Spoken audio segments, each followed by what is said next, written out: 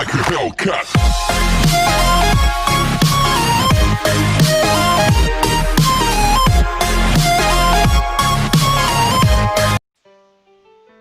Total probability theorem. तो total probability theorem में ऐसा था कि अगर मान लो कि कोई एक event is depending upon more than one event, like कोई event A is depending upon two event B1 and B2, then अगर हमें P ऑफ A फाइंड करना है तो P of A is equals to P of A given by B1 into P of B1 plus P of A given by B2 into P of B2. We are recalling the last lecture. ऐसा करा था हमने। अगर मान लो कि और एक event होती B3, इसके ऊपर भी डिपेंड करता, तो P of A given by B3 into P of B3 बन जाता। Okay, that is called total probability theorem. अब next is a Bayes theorem. तो Bayes theorem में ऐसा था कि if we are given P of B1 given by A, ये दिया हुआ है, and हमें P of A given, sorry, उल्टा हो गया, P of A given by B1 दिया हुआ है,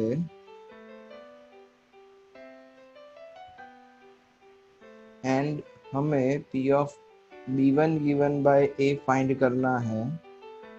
तो P of B1 given by A is equal to P of A given by B1 into P of B1 upon P of A। ये जो P of A है वो कहाँ से आएगा? वो ये टोटल प्रोबेबिलिटी थ्योरम से आएगा। ओके, तो ये दो फॉर्मूला हमने पढ़े थे लास्ट टाइम। अब इसके ऊपर से सम्स करते हैं। Let's start with the exercise 13.3, question number 1।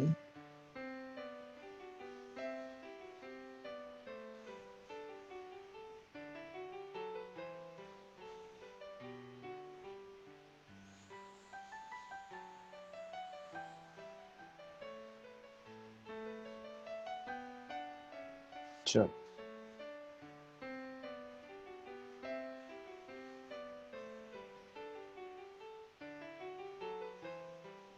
an urn contains 5 red ball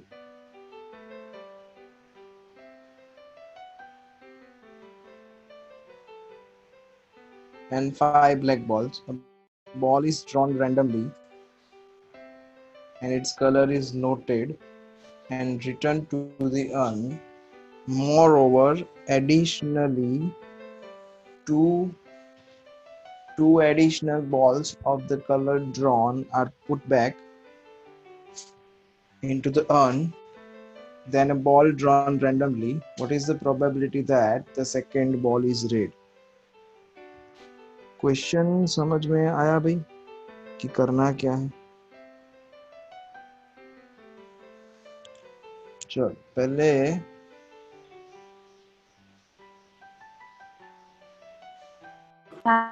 चल तो यहाँ पे रेड बॉल कितने? तो रेड बॉल आर 5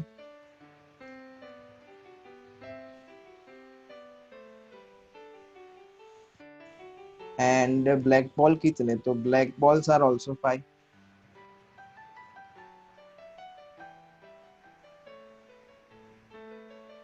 ओके, तो अब टोटल नंबर ऑफ बॉल कितने होंगे? तो total number of balls are 10।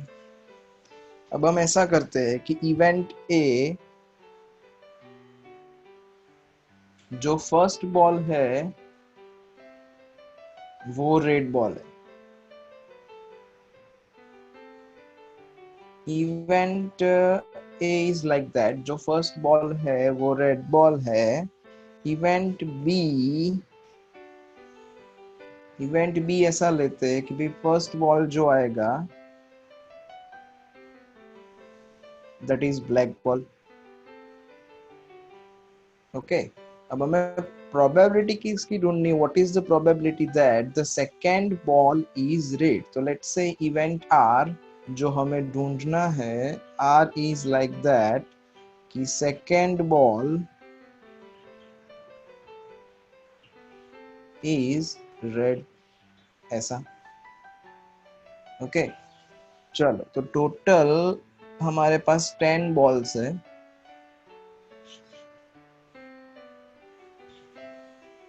Total हमारे पास 10 बॉल्स है यहाँ पे, और सार्थक, ओके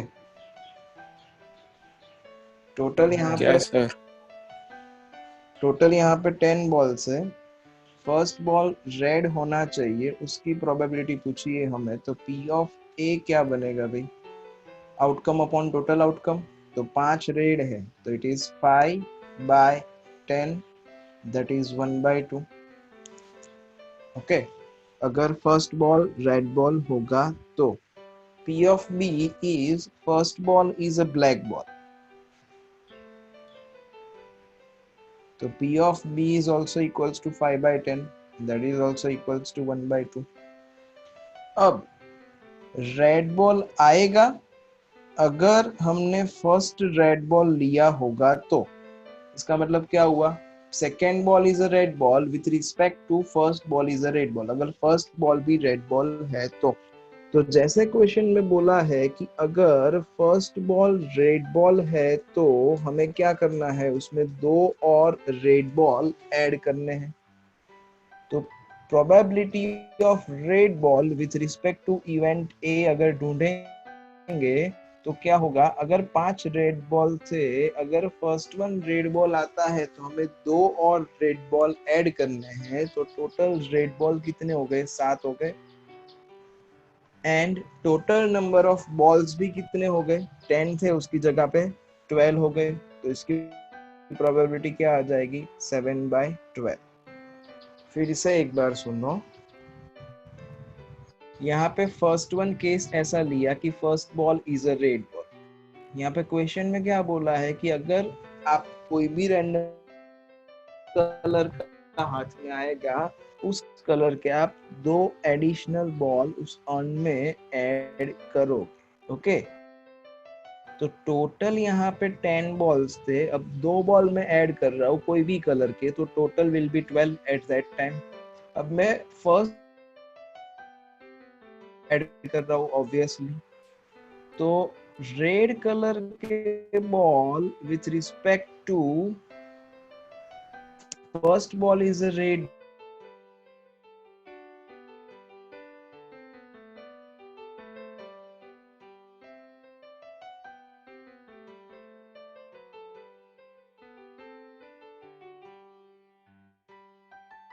तो क्या बोला था भाई कि अगर फर्स्ट बॉल ब्लैक बॉल है तो क्या होगा, यहाँ पे टोटल 5 ब्लैक बॉल थे पहले, अगर मैंने फर्स्ट बॉल ब्लैक बॉल लिया तो क्या हो जाएगा, ब्लैक बॉल टोटल 7 बन जाएंगे।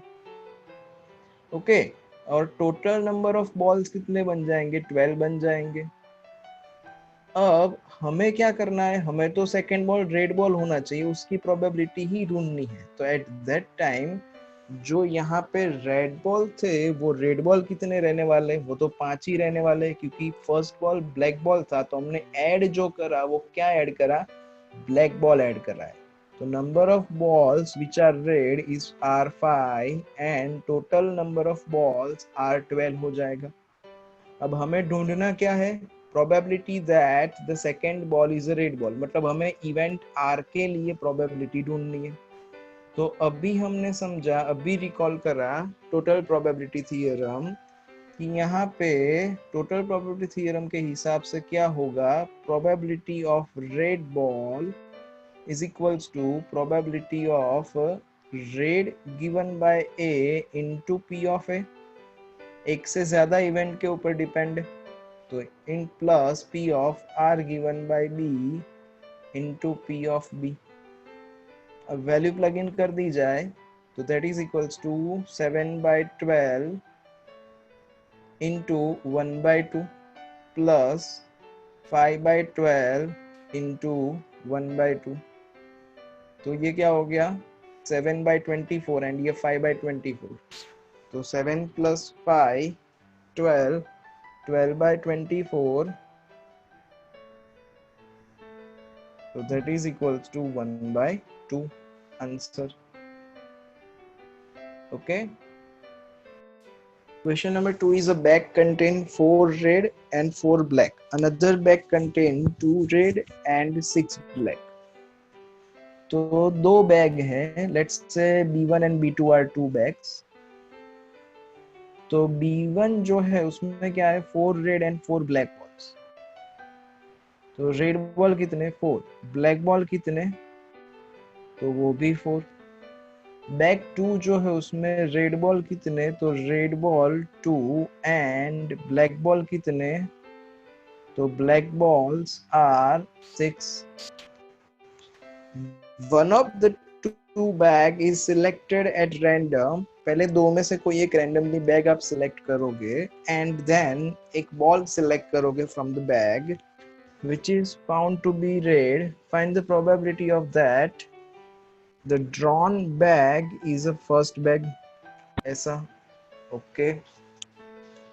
देखो भाई टोटल बॉल्स दोनों बैग में 8 है, यहाँ पे टोटल इज 8, यहाँ पे भी टोटल इज 8 दोनों.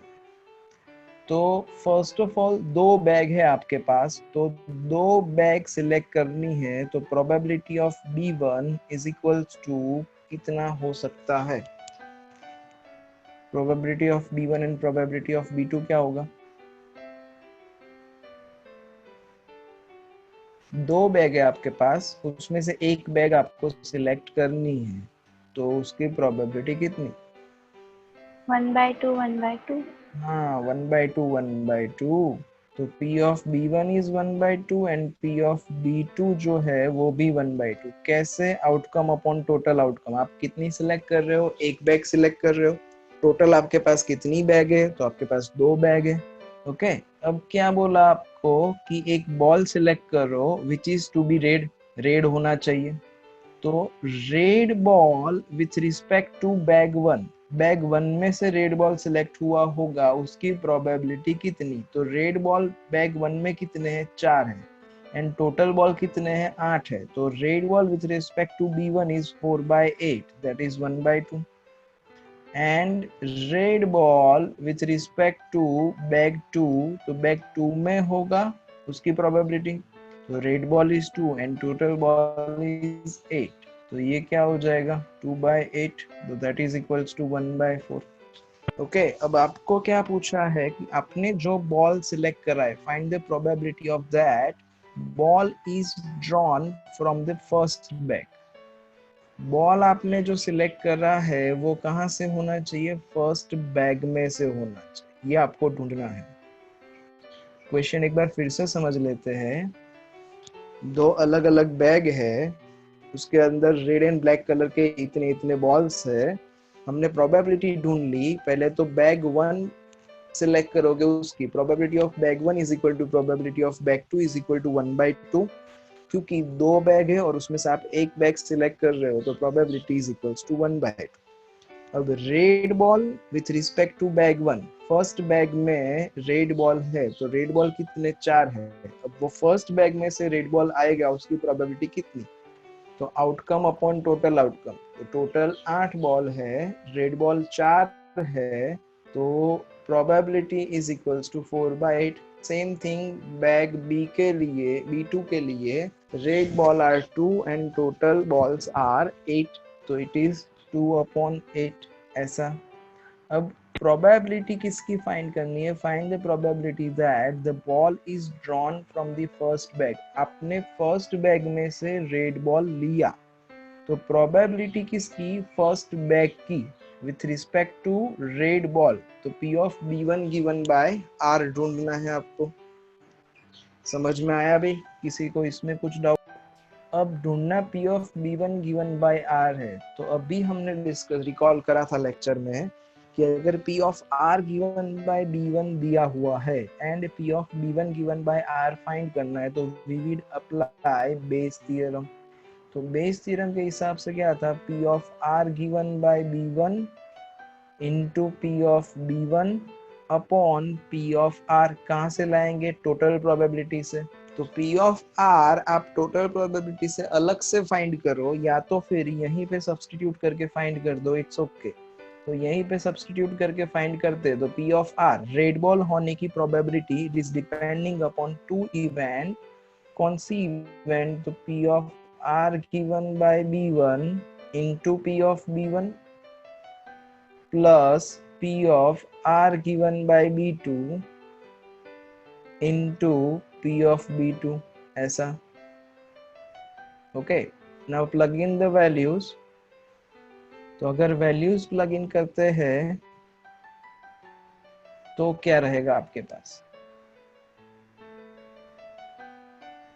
तो P of R given by B1 is 1/2 into P of B1 वो भी 1/2, नीचे P of R given by B1 तो that is 1/2, then P of B1 so that is also equals to 1/2 plus P of R given by B2 is 1/4 and P of R given by B2 is 1/2।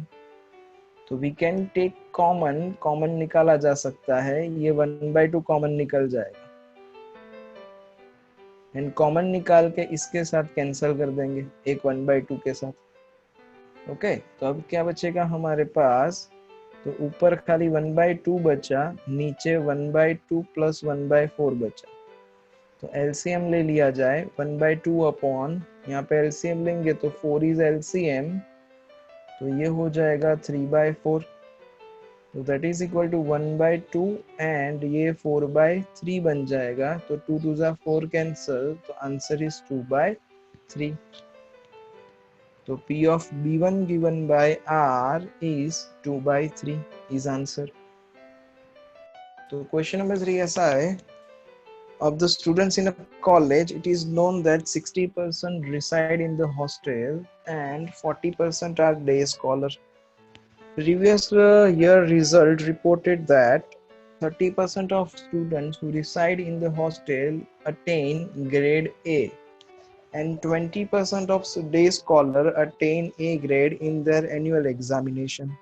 तो पहले ये जो सब दिया है उसको arrange करते हैं, बाद में यहाँ से पढ़ते हैं। ओके, तो दो टाइप के स्टूडेंट्स, एक तो हॉस्टल में रहते हैं एंड एक तो डे केयर में रहते हैं। डे केयर मतलब वो हॉस्टल में नहीं रहेंगे, सुबह से दोपहर तक की स्कूल होगी, then they will go to their home.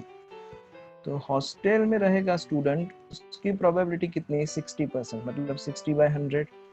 अब डे स्कॉलर होगा, उसकी प्रोबेबिलिटी कितनी है? तो day scholar is equals to 40%, that is 40/100। यहाँ पे आप मेंशन कर देना H means the students which reside in a H means the student which reside in a hostel and D means the student who reside in a daycare। Okay, यहाँ पे आप mention कर देना। ओके, अब ऐसा student जो hostel में रहता है एंड ए ग्रेड अटेंड करता है, वैसे 30% स्टूडेंट है, तो A grade with respect to hosteller मतलब P of A given by H, A grade आएगा एंड वो हॉस्टल में रहता है, ऐसे 30% है, तो that is equal to 30/100 and A grade आएगा एंड वो डे स्कॉलर है, वैसे कितने हैं? तो वैसे 20% स्टूडेंट्स हैं, तो it is 20/100। Okay, at the end of the year one student is chosen at randomly from the college and he has an A grade।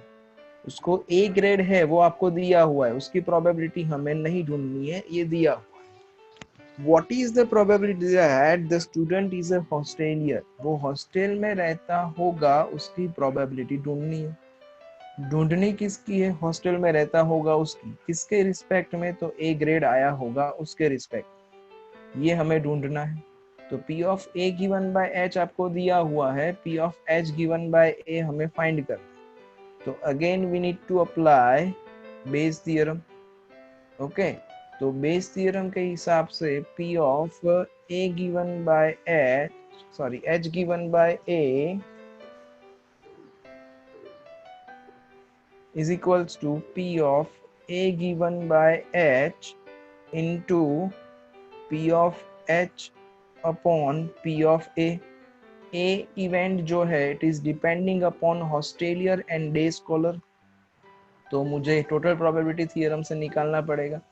तो P of A given by H into P of A plus P of A given by D into P of D। Now sir plug P in of H option नहीं है। sorry हाँ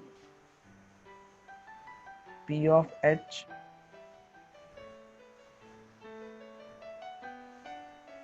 plug in the values P of A given by H, that is 30 by 100, into P of H, that is 60 by 100, upon P of A given by H is 30 by 100, into P of H is 60 by 100, plus P of A given by D is 20 by 100, into P of D is 40 by 100। तो upon 100 common निकलेगा और cancel करते एक बार 100 common निकल के cancel हो जाए, ये वाला 100 कैंसिल कॉमन निकाल के। ओके, फर्दर मोर यहाँ पे ये 0 0 और ये 100 के 0 0 कैंसिल, यहाँ पे ये 0 0 कैंसिल और 100 के 0 0 कैंसिल, ये 0 0 कैंसिल एंड 100 के 0 0 कैंसिल। तो जो बचा वो लिख देते हैं अपने। तो इट इज 3 6 18 बचा इन द न्यूमरेटर, नीचे क्या बचा है तो 18 प्लस 8, तो इट इज 18 अपॉन 26। तो 18 अपॉन 26 2 से कैंसिल करेंगे तो इट इज 9/13 आंसर। डेसिमल में कन्वर्ट करना जरूरी नहीं है, ऐसे रखोगे। ऐसा है in answering a question of MCQ, MCQ का आंसर देना है। सीधी सी बात है, अगर स्टूडेंट नोज द आंसर या तो फिर वो गैस करेगा आंसर को, तो 3/4 is the probability that he knows the answer and 1/4 is the probability of that he guesses the answer. Assuming that the student who guess at the answer will be correct with the probability is equals to 1/4. Okay, what is the probability of that? The student knows the answer given that he answered it correctly. तो first of all उसको answer पता है, he knows the answer, उसकी probability कितनी है तो 3/4। अगर वो गैस कर रहा है तो लेट ही, वो सब आप थोड़ा डिस्क्राइब कर देना। K means the student knows the answer, वो event G means the student guesses the answer, वो वाली इवेंट। तो P of G is equals to 1/4, वो गैस कर रहा है ऐसा। अब उसका आंसर करेक्ट हुआ, ऐसी इवेंट C ले लेते हैं। Let's say C is the event in which उसका आंसर करेक्ट हो रहा है, तो करेक्ट होगा और उसे पता है, उसकी प्रोबेबिलिटी दी नहीं है। The probability of that correct है एंड उसे पता है, उसकी प्रोबेबिलिटी होगी 1, क्योंकि it is bird obvious 100% chances है, उसको पता है कि आंसर ये है, वो गैस नहीं कर रहा है, तो उसका आंसर करेक्ट होने के चांसेस 100% है। दैट मीन्स उसकी probability is equals to 1। Next, अगर उसका आंसर करेक्ट है एंड उसने गैस करा हुआ है, तो उसकी प्रोबेबिलिटी दी हुई है 1/4। Now what is the probability of that the student knows the answer and given answer is correctly? Probability किसकी ढूंढनी है? He knows the answer, मतलब P of K ऊपर आएगा with respect to उसका आंसर करेक्ट होना चाहिए, मतलब with respect to C। तो again we need to apply the Bayes theorem.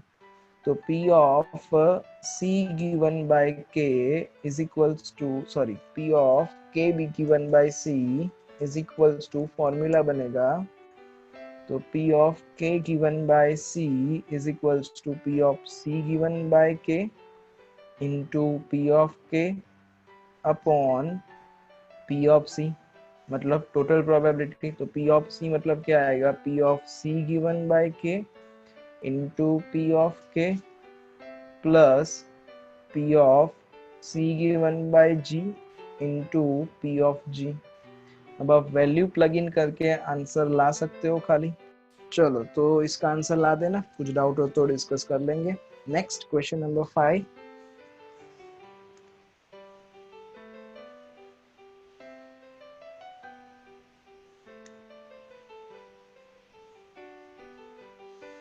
Question number 5, question read करो और समझने का ट्राई करो। तो A laboratory blood test is 99% effective, मतलब वो लोग जो करते हैं accuracy is 99%, कि 99% accuracy है उन लोगों की in the detecting a certain disease, while it is a fact that present, however the test also yield a false positive result of 0.05% of healthy person tested। मतलब हेल्दी पर्सन है वो tested हुआ और गलत टेस्ट हुआ, उसकी probability 0.05%। तो यहाँ पे ये जो 0.05% है उसको कन्वर्ट किया, मतलब डिवाइड बाय 100 करा, तो it is 0.005। The test will imply that he has disease। a healthy person, उसको कोई डिसीज नहीं है पर टेस्ट में ऐसा बोला कि उसको डिसीज है, उसकी प्रोबेबिलिटी 0.5% है।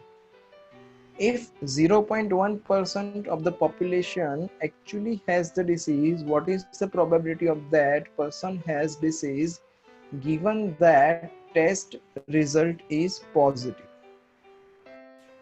0.1% of the population actually has the disease, मतलब मान लो कि इवन इवेंट ऐसी है कि जिनको एक्चुअली डिसीज है,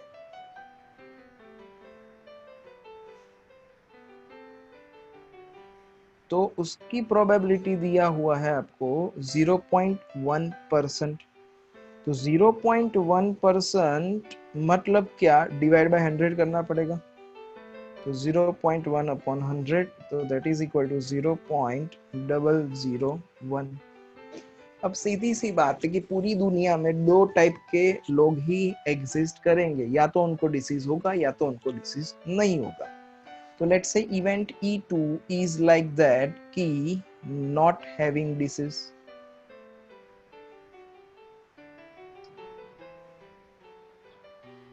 उनको डिसीज नहीं है, तो नॉट हैविंग डिसीज, अगर डिसीज है उसकी पॉसिबिलिटी 0.1% है, तो नॉट हैविंग डिसीज क्या हो जाएगा, 1 माइनस 0.1%। सीधी सी बात है, तो इट इज 1 माइनस 0.001, तो दैट इज इक्वल्स टू 0.999 ऐसा। चलो तो let's say event A is result is positive, तो A given by even मतलब रिजल्ट पॉजिटिव है और उनको एक्चुअल डिसीज था, तो ऐसे 99% इफेक्टिव है ये ब्लड टेस्ट करने में। तो P of A given by even is equal to 99%, that is 99 upon 100 is equal to 0.99। अब रिजल्ट पॉजिटिव आया पर उसको डिसीज नहीं था, तो that is P of A given by E2, तो दैट इज इक्वल्स टू कितना, अब ये 99% इफेक्टिव है, तो मतलब कितने 1% जो है वो 1% सॉरी 1% नहीं 0.5% of healthy person is tested. ये 0.5% में फॉल्स रिजल्ट देता है, फॉल्स पॉजिटिव रिजल्ट। तो P of A given by E2 is equal to 0.5%. So that is equals to 0.005। अब पूछा क्या है आपको, आपको पूछा है what is the probability of the person has disease, उसको डिसीज है, given that test result is positive। Result positive आया, वो गिवन है, ढूंढना क्या है, उसको डिसीज है, तो डिसीज है विथ रिस्पेक्ट टू पॉजिटिव है। तो अगेन बेस थ्योरम, तो according to the Bayes theorem, P of E1 given by A is P of A given by E1 into P of E1 upon total probability theorem के हिसाब से P of A. तो total probability theorem के हिसाब से P of A मतलब P of A given by E1 into P of E1 plus P of A given by E2 into P of E2. ऐसे अब सिंपल वैल्यू प्लग इन करो and answer ला दो, तो वो वाला पार्ट आप कर देना. Question number 6, there are 3 coins, one is two headed coin. Two headed coin मतलब शोले जैसा कॉइन. कॉइन टॉस करोगे तो हेड्स ही आएगा. Another is biased coin. Biased मतलब बोला था, समझाया था, that comes up head 75% of the time. वो बायस है हेड के साइड पे, मतलब 75% टाइम्स में वो हेड्स ही देगा. And third is an unbiased coin. Unbiased coin मतलब 50-50% चांसेस. ओके आई करो. Okay. One of the three coins chosen at randomly, फिर भी खाली डिस्कस कर लेते हैं. तो लेट्स से 3 कॉइन है, तो first of all P of E1 is equal to P of E2 is equal to P of E3 is equal to 1/3 बन जाएगा. ओके. E1 मतलब क्या, तो E1 मतलब to headed coin.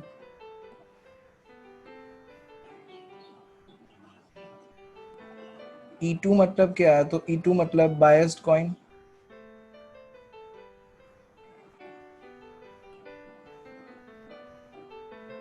And E3 मतलब unbiased coin. ऐसा ले लेते अपने.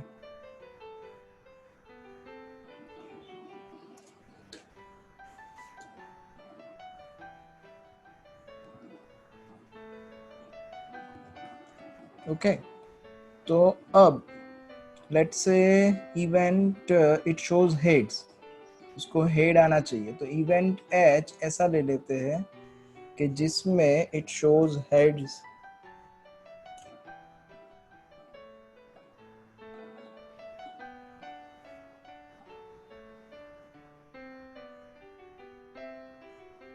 तो हेड्स आएगा with respect to coin first, E1 coin के रिस्पेक्ट में. तो it is a common thing कि दोनों साइड पे हेड्स ही है, टू हेडेड कॉइन है. तो H given by E1 is equal to 1 बन जाएगा. उसमें तो ऑलवेज आपका हेड्स ही आने वाला है, तो 100% चांसेस आर देयर कि जिसमें हेड्स आएगा. अब हेड्स आए विद रिस्पेक्ट टू E2 मतलब जो बायस्ड कॉइन है वो कहाँ पे बायस्ड है, हेड के साइड पे बायस्ड है. एंड 75% चांसेस आर देयर कि हेड आए. तो it is 75%, that is 3/4. Okay. And P of H given by E3. E3 is a normal coin, unbiased coin. तो हेड्स कॉइन टॉस करोगे तो दो पॉसिबिलिटी, हेड्स आएगा या तो टेल्स आएगा. तो P of H given by E3 is equals to 1/2 बन जाएगा. ओके. अब ढूंढना क्या है, ढूंढना आपको ये है the probability of that it was two headed coin. Two headed coin की probability with respect to heads. तो E1 गिवन बाय H, तो Bayes theorem P of H given by E1 into P of E1 upon total probability theorem.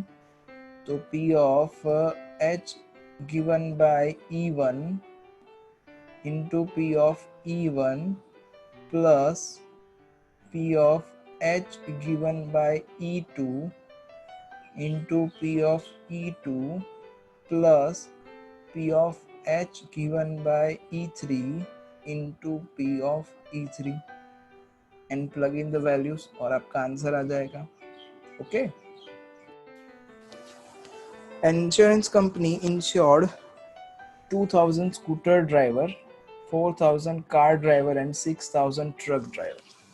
मतलब total कितने लोगों का, 12,000 लोगों का इन्होंने इंश्योरेंस निकाला.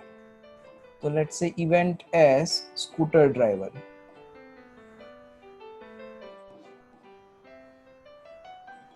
आप ए बी सी डी कुछ भी ले सकते हो। इवेंट सी कि वो कार ड्राइवर है,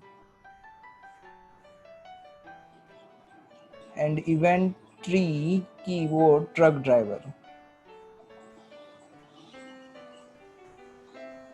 अब स्कूटर ड्राइवर की प्रोबेबिलिटी कितनी, तो टोटल कितने हैं, 12,000 है, 6,000 प्लस 4,000 प्लस 2,000, तो टोटल 12,000 इंश्योरेंस किए हुए कंपनी ने, एंड उसमें से स्कूटर वाले कितने, 2,000, तो इट इज 2,000 अपॉन 12,000, तो 1/6। ओके, देन कार वाले का insurance fee of C is equals to 4,000 upon 12,000, that is equal to 1/3, and truck वाले का insurance, that is equal to 6,000 upon 12,000, that is equals to 1/2. अब the probability of an accidents are, तो event A ऐसी ले लेते हैं कि accident होता है,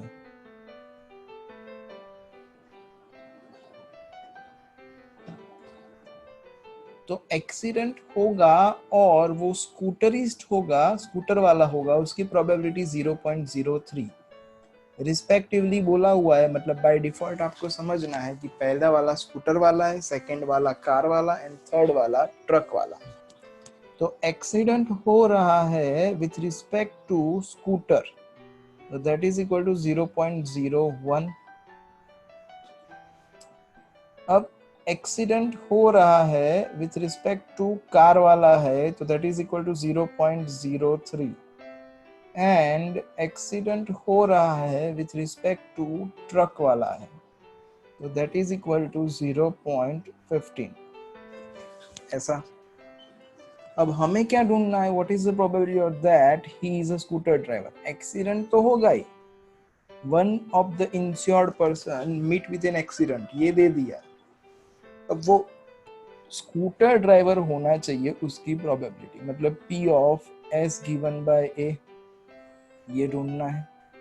तो P of S given by A क्या फॉर्मूला बनेगा according to the Bayes theorem, तो P of A given by S into P of S upon total probability theorem से P ऑफ A, मतलब P of A given by S into P of S plus P of A given by C into P of C plus P of A given by T into P of T, ऐसा। अब आप अगर value plug इन करोगे तो आपको answer मिल जाएगा easily, तो वो वाला पार्ट तो आप कर लोगे। ओके, चल, इसमें किसी को कुछ समझने में डाउट हो तो पूछ लो। A factory has two machines A and B. Past records show that machine A produced 60% of the items of output, and machine B produced 40% of items. मतलब दो मशीन है A and B। ओके, अब यहाँ पे ये 60% produce कर रहा है मशीन A, एंड ऑब्वियसली 40% जो है वो मशीन B में से आता है। Further, 2% of the item produced by machine A and 1% produced by machine B were defective. A में से 2% डिफेक्टिव निकलता है एंड B में से 1% डिफेक्टिव निकलता है। ओके, तो probability of A is equal to 60%, मतलब 60/100। Probability of B is equal to 40%, मतलब 40/100। अब डिफेक्टिव के लिए इवेंट डी ले लेते हैं। लेट्स से इवेंट डी कि आपको जो आउटपुट मिल रहा है वो डिफेक्टिव मिल रहा है, तो defective output with respect to machine A, तो मशीन ए में से डिफेक्टिव कितना निकलता है, 2%, तो it is 2/100। And machine B में से डिफेक्टिव कितना निकल रहा है, तो 1%, तो इट इज 1/100, मतलब defective with respect to B is equal to 1%, that is 1/100 ऐसा। अब क्वेश्चन क्या है, all items are put into one stockpile and then one of the chosen item is at random from this and it is found to be defective। कोई भी एक select करा और वो डिफेक्टिव निकला, what is the probability that it is produced by machine B? Probability किसकी ढूंढनी है, मशीन बी से प्रोड्यूस हुआ है उसकी प्रोबेबिलिटी विथ रिस्पेक्ट टू कैसा, तो विथ रिस्पेक्ट टू डिफेक्टिव, तो B गिवन बाय D ढूंढना है आपको। ओके, तो ये हमें ढूंढना है, तो सिंपल जैसे बेस थ्योरम अप्लाई करते हो वैसे ही बेस थ्योरम अप्लाई करना है। तो P of B given by D is equals to P of D given by B into P of B upon P of D given by A into P of A plus P of D given by B into P of B। Plug in the values and आपका answer आ जाएगा। Question में थोड़ा सा change कर दे, आपको ये सब data यहाँ तक का वही दिया होगा, ये जो डिफेक्टिव है ना उसकी जगह पे आपको दे देंगे नॉन डिफेक्टिव।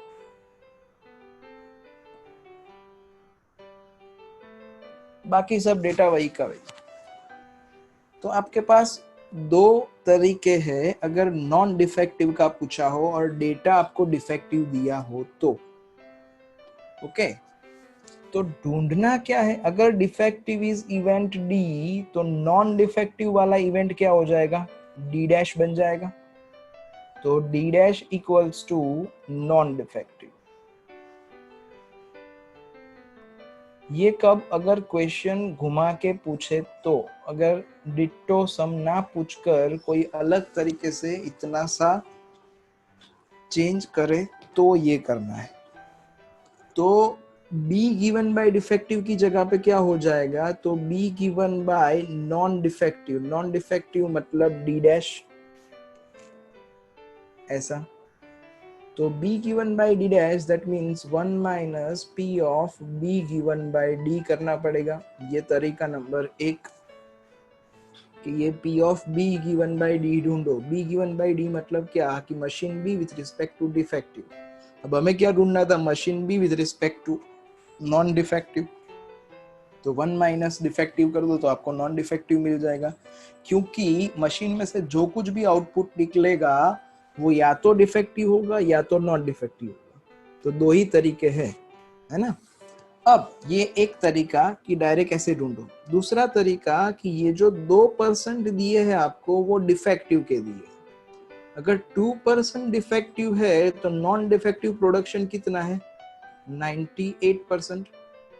सेम थिंग यहाँ पे कि ये जो 1% दिया है वो डिफेक्टिव का है, तो नॉन डिफेक्टिव कितना हुआ, 99% ऐसा।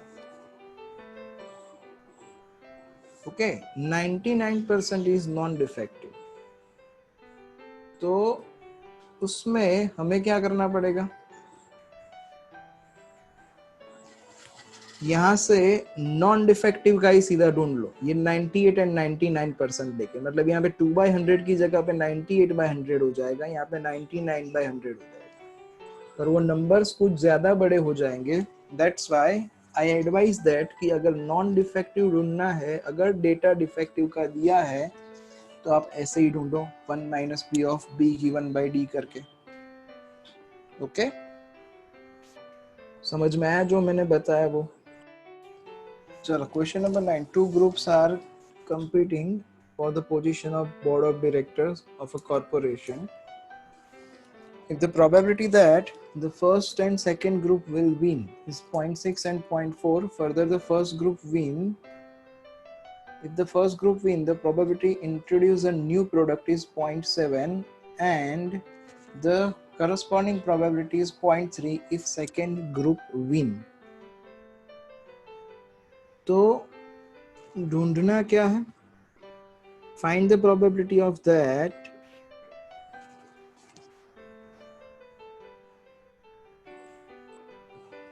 Find the probability of that the new product introduced by the second group.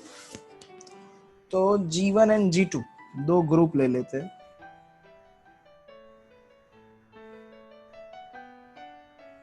हाँ माई बोल. Sir, our sentence are covered. If the first group wins, the probability of introducing a new product is 0.7.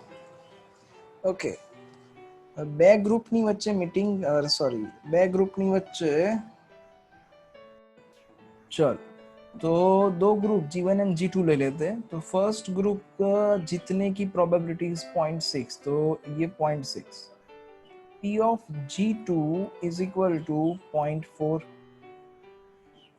अब new product will be introduced. Let's say event A is new product is introduced. So new product will be introduced upon winning the first group. अगर first group जीता तो new product introduce होगा. अगर first group जीता तो उसकी probability is 0.7 and अगर second group जीता उसकी प्रोबेबिलिटी इज 0.3. ऐसा प्रोबेबिलिटी किसकी ढूंढनी है? New product is introduce by second group. Second group ने वो इंट्रोड्यूस करा with respect to new product, मतलब G given by 8 sorry G2 given by A ढूंढना है. New product is introduced by second group. तो ग्रुप 2 की probability और उसने न्यू प्रोडक्ट लॉन्च करा वो. तो अगेन बेस थियरम. तो P of A given by G2 into P of G2 upon P of A. तो P of G2 given by A की फॉर्मूला क्या बनेगी? P of A given by G2 into P of G2 upon P of A given by G1 into P of G1 plus P of A given by G2 into P of G2. Plug in the values and आपका answer आ जाएगा.